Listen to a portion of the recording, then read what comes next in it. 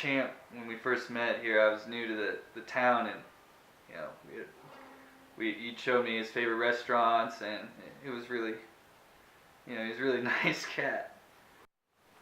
This week marks our third intervention with Champloo.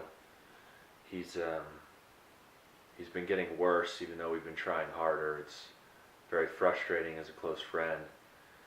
We used to do all sorts of things together. We would play with the mice and talk about how ugly dogs were for hours and hours on end. And now, when he isn't on Nip or sleeping, he's in the cat box for unruly amounts of time.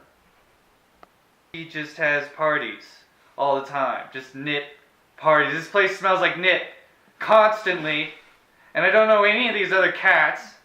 Champ just leaves now, and I call, and he doesn't come like the way he used to just. He never used to show up anyways, but he doesn't come when I call, and he's just not the same Champ that I knew. Champ, you have a problem. We're all very worried about you. Yes, Champ, we're very concerned. You're not the same cat you used to be. Remember when you used to play?